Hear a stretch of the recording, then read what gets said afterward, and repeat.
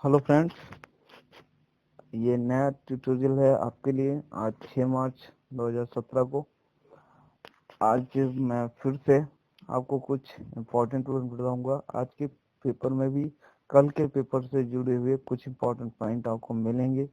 आपको ये ध्यान देना है कि पेपर जब आप पढ़ें या जब वीडियो देखें तो कंटिन्यू आप एक वीडियो से दूसरे वीडियो को जोड़ें और पिछले दिन का जो पेपर होगा वो अगले दिन जरूर आपको काम आएगा। सो प्लीज, अगर आपने कल का वीडियो नहीं देखा है तो एटलीस्ट आप जा करके 2 मिनट 3 मिनट में जल्दी से फॉरवर्ड करके आप उसको देख लें और फिर इस पे आ जाएं, क्योंकि ये वीडियो भी पिछले वीडियो से जुड़ा हुआ होगा और इसमें 2-3 चीजें आपको मिल जाएंगी। पहला है कि why is Prajapati still in UP cabinet. Ram Naik ji ने पूछा है कि अभी तक प्रजापति यूपी की कैबिनेट में क्यों है, और उन्होंने क्वेश्चन ये किया है कि संवैधानिक जो नैतिकता होती है और गरिमा होती है कैबिनेट जो है उसका उसको प्रतिबिंबित करती है, संवैधानिक गरिमा और संवैधानिक नैतिकता को। लेकिन अगर कोई व्यक्ति ऐसा है जो कि स्वयं ही दागदार छवि का है तो, और उस पे एक नॉन अवेलेबल वारंट है, ठीक है, तो किस प्रकार से वो कैबिनेट में रहने का हकदार है। तो राम नाईक जी ने ये क्वेश्चन पुटअप किया है यूपी की कैबिनेट के सामने, यूपी की गवर्नमेंट के सामने।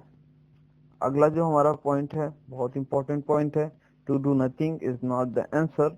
ये डॉक्टर क्लॉस बियर हैं, institute of sexology and sexual medicine at the Charité university Berlin में। इन्होंने जो बच्चों का यौन शोषण होता है, ठीक है, उसके क्षेत्र में काफी अच्छा काम किया है। और ये इनके बारे में बहुत कुछ जानने से अच्छा है कि इनकी 2-3 बातों पे ध्यान दे दिया जाए, जिससे कि हमें निबंध में काफी अच्छा मिल सकता है लिखने के लिए। तो इन्होंने कहा है कि सबसे अच्छा ट्रीटमेंट की टेक्निक जो मैं अपनाता हूँ वो क्या है। उन्होंने कहा कि हम बिहेवियरल कंट्रोल पे ध्यान देते हैं, कि हम व्यवहारिक जो नियंत्रण होगा उस पर ध्यान देते हैं। कि एक व्यक्ति जो कि पेडोफाइल रह चुका है, जिसने बच्चे का यौन शोषण किया है एक बार, और वो किसी इसमें जो है उसके ऊपर ये आरोप साबित हो चुका है, तो हम उससे जो है बात करते हैं, बातचीत के जरिए हम उसको बिहेवियरल कंट्रोल सिखाते हैं और सेल्फ कंट्रोल सिखाते हैं कि कैसे आप सेल्फ कंट्रोल करके इन चीजों से ऊपर हुए हैं। इन्होंने बताया है कुछ चीजें जिससे कि हाँ, जो व्यक्ति है वो पेडोफाइल होता है, क्यों बनता है एक व्यक्ति, क्यों यौन शोषण करता है। तो इन्होंने बताया है कि उसका वजह है कि वो आत्मविश्वास की कमी होती है, डिप्रेशन में होता है, उसका जो ध्यान नहीं लगता है, उसके अंदर एनेक्सिटी होती है, एनेक्सियस होता है, व्यग्रता होती है किसी चीज के, और अपनी क्षमताओं को खो चुका होता है। ये जो मेन सिम्टम है पेडोफाइल होने के, ये मेन सिम्टम है। और उन्होंने कहा है कि ये सेल्फ कॉन्सेप्ट के द्वारा, और इसकी कुछ दवाइयां भी हैं जिसके द्वारा हम ठीक करते हैं, हम अपने जो भी पेशेंट हैं उनका ट्रीटमेंट करते हैं। अगला जो हमारा टॉपिक है कल के टॉपिक से जुड़ा हुआ है, जैसा कि मैंने आपसे शुरू में ही बात की कि चेन्नई के लोगों ने ओलिव रिडले टर्टल के लिए बचाने के लिए और जागरूकता रैली एक निकाली, और 2000 लोगों ने लगभग इसमें भाग लिया। और पलवक्कम बीच जो कि चेन्नई में पड़ता है, वहां पे डायरेक्टली आता है एडिटोरियल से। उसमें मेनली है सेविंग द घाट्स, कल का टॉपिक जो कि कल के पेपर में था, वेस्टर्न घाट के ऊपर। और उन्होंने इस टॉपिक में इन्होंने लिखा है कि सरकार जो है एक सर्टेन एक निश्चित जगह पे तो वो बचाना चाहती है, लेकिन अदर क्षेत्र पे, अदर पूरे का पूरा जो वेस्टर्न घाट है उसको उसको बचाने के लिए वो बहाने बना रही है और तरह तरह के जो है उपाय नहीं कर रही है। मतलब जो उपाय करने चाहिए उसको वेस्टर्न घाट को बचाने के लिए, वो उतना अच्छा उपाय नहीं कर रही है। तो ये एक बहुत ही अच्छा टॉपिक है। इसमें से कम आप इतना ध्यान दे लीजिए कि वेस्टर्न घाट के ऊपर क्वेश्चन बनना है, तो आप अच्छे से वेस्टर्न घाट को एक बार पढ़ लीजिए। एक एनके सिंह है, इन्होंने आर्टिकल लिखा है कि नो टाइम फॉर कॉम्प्लेसेंसी। इन्होंने इंडियन इकोनॉमी के जो जीडीपी के ग्रोथ के आंकड़े आए हैं उस पे जो क्वेश्चन उठे थे उसको इन्होंने क्लेरिफाई करते हुए कुछ पॉइंट्स दिए हैं। और उन्होंने कहा है कि निश्चित रूप से चूंकि इसमें अनऑर्गेनाइज सेक्टर को नहीं जोड़ा जाता है तो ये एक दिक्कत हमेशा से रही है। और इन्होंने कहा है कि जो कि 2011 का बेंचमार्क अपनाया गया है, ठीक है, वो भी एक क्वेश्चन मार्क है, ठीक है, देता है। क्यों? क्योंकि डेटा उससे ज्यादा बढ़ के आता है। और इन्होंने ये भी कहा है कि ओईसीडी जो है उसने अपना सर्वे रिलीज किया है, तो उसमें उन्होंने दो चीजों के ऊपर बहुत ध्यान दिया है। पहला उन्होंने कहा है कि हमारे पास जो हमें इंडिया को बहुत सारी इंटरेस्ट पेमेंट अभी बाकी हैं, मतलब जो इसने उधार लिया था उसमें काफी ज्यादा इंटरेस्ट पेमेंट अभी बाकी हैं। एक तो इस पे ध्यान देना चाहिए। एफआरबीएम रिव्यू कमेटी अभी बिताई गई थी, उसने भी ये कहा है कि लगभग 2023 तक तो जो हमारा जीडीपी रेशियो रहना चाहिए डेब्ट के तुलना में, डेब्ट टू जीडीपी रेशियो जिसे हम कहते हैं, वो लगभग 60% रहनी चाहिए, ठीक है, 2023 तक। तो और दूसरा पॉइंट इन्होंने कहा है कि जो कि हेल्थ है बैंकिंग और फिनेंशियल सेक्टर की, वो काफी खराब है। उसमें से हमारे पास ट्विन बैलेंस शीट की प्रॉब्लम भी है, जिसको हम दोहरे तुलन तंत्र की चुनौती कहते हैं हिंदी में। और ये निश्चित रूप से कॉर्पोरेट बैंक में भी है और ये पीएसयू में भी है, जो पीएसबी में भी है, जो पब्लिक सेक्टर के बैंक हैं, ठीक है। और इसको इकोनॉमिक सर्वे ने भी हाईलाइट किया है और उसने कहा है कि दोनों में, चाहे वो पब्लिक सेक्टर हो चाहे प्राइवेट सेक्टर हो, उसके ऊपर अच्छे से हमें बिना किसी भेदभाव के अच्छा काम करना पड़ेगा। और अच्छी तरह से जो 7 Rs हैं, रिकैपिटलाइजेशन और एसेट रीस्ट्रक्चरिंग, ठीक है, इन चीजों को हमें ध्यान से देखना पड़ेगा। तो ये इन्होंने मोटे मोटे रूप में काफी अच्छा आर्टिकल है, और जो कि मोटा मोटा मैंने आपको बता दिया है। 2 ही 3 बातें इसमें ध्यान रखने वाली चीजें, ओईसीडी का जो सर्वे है और दूसरा है कि अनऑर्गेनाइज सेक्टर को जीडीपी में काउंट नहीं किया गया है एक डेटा के रूप में, ठीक है। जो हमारा अगला पॉइंट होगा वो अच्छा पॉइंट बनेगा।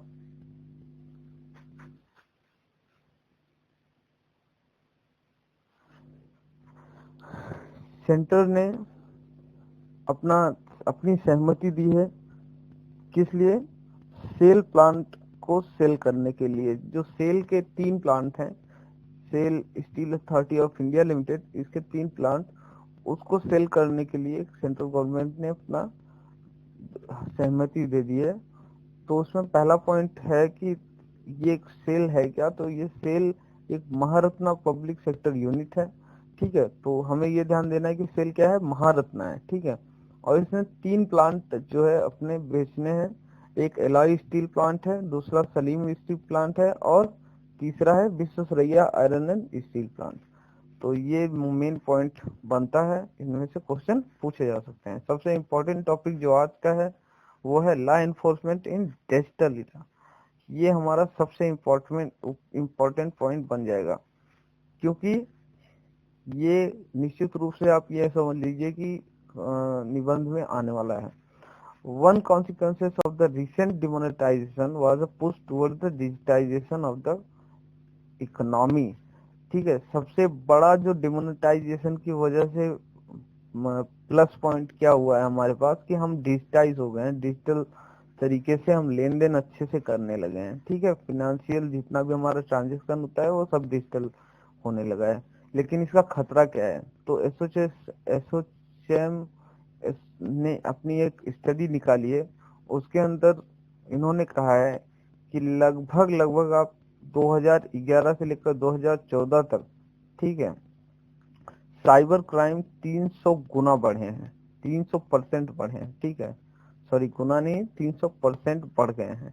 ठीक, और मात्र 2015 में 50,000 सिक्योरिटी इंसिडेंट हुए थे। ठीक है, एक्सिस बैंक के आपको पता होगा कि कुछ 32 लाख से ज्यादा डेटा वाला वो जो घटना हुई थी। और उसके बाद हम चूंकि अधिकतम जो ट्रांजैक्शन कर रहे हैं वो किसके द्वारा कर रहे हैं, वो स्मार्टफोन के द्वारा कर रहे हैं। ठीक है, क्योंकि मैक्सिमम लोगों के पास स्मार्टफोन है और वो उसी से ट्रांजैक्शन कर ले रहे हैं। तो नोकिया की मालवेयर रिपोर्ट ने दावा किया है कि 96% जो है वो इन्फेक्शन में बढ़ोतरी हुई है इन मोबाइल डिवाइसेस में। ठीक है, तो ये एक बड़ा ही सोचने वाला तथ्य है। हमारे पास क्या है, 13 है, जिसके द्वारा हम जो है इन सब चीजों पे कंट्रोल करने की कोशिश कर रहे हैं इंडिया में। लेकिन फिर भी चूंकि इतने बड़े स्तर पर ये ट्रांजैक्शन किए जा रहे हैं या डिजिटल ट्रांजैक्शन यूज हो रहा है कि हमें हो सकता है निकट भविष्य में इन सब चीजों का भी सामना करना पड़े। और सबसे बढ़िया तरीका क्या है इससे बचने का कि कुछ साइबर सिक्योरिटी टीम जो है बनाई जाए जो कि इन लेन देनों पर ध्यान रखें और सिक्योरिटी पर फीचर्स पर भी ध्यान रखें। इसके क्षेत्र में अमेरिका की एक national cyber forensic training alliance है, NCFTA, उसने अच्छा काम किया है और नॉट प्रॉफिट प्लेटफॉर्म है। ठीक है, और ये साइबर क्राइम से निपटने का काम करती है। हालांकि इसी तरह की सिमिलर एक सेटअप इंडिया में भी है जिसको कि नासकॉम एफिलिएटेड है, जिसका नाम है data security council of India.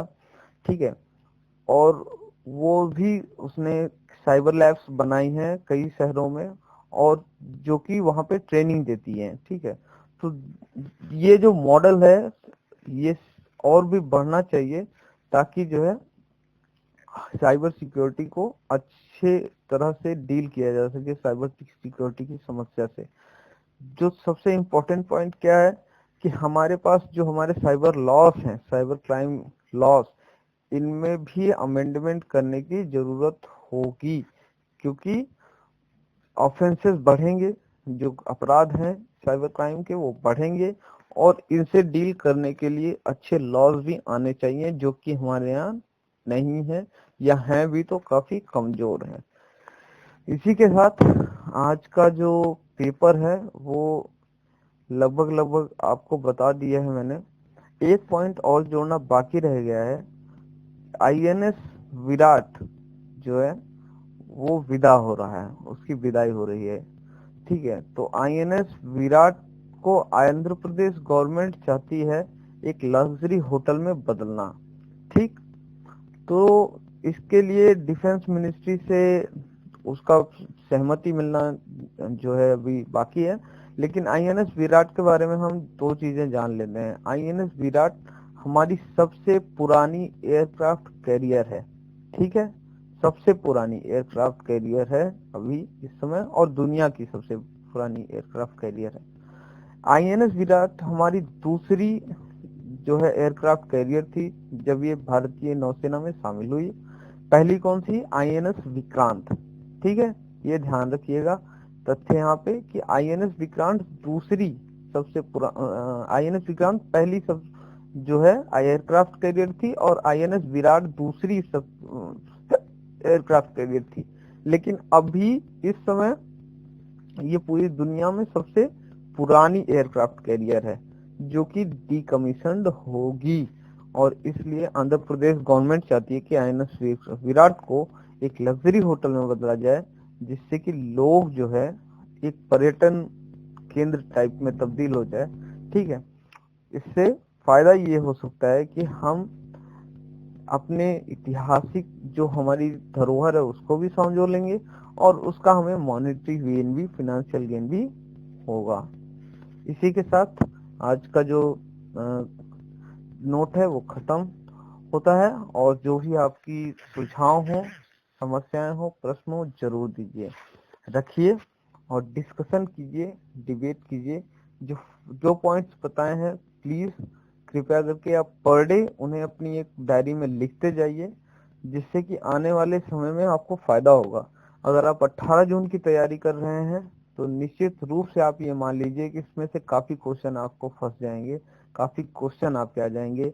आप ये मत सोचिए कि 18 जून तो बहुत कम दिन बचा है, ऐसा है। क्योंकि देखिए बात ये होती है ना कि जो न्यूज है वो रिपीट होती रहती है ना। तो न्यूज अगर रिपीट होती रहेगी और हम पढ़ते रहेंगे, कंटिन्यू पढ़े, तो निश्चित रूप से वो क्वेश्चन भी हमारे सामने आ ही जाएगा। ठीक, और पेपर पढ़ने का यही एक फायदा होता है, सबसे इम्पोर्टेंट। धन्यवाद।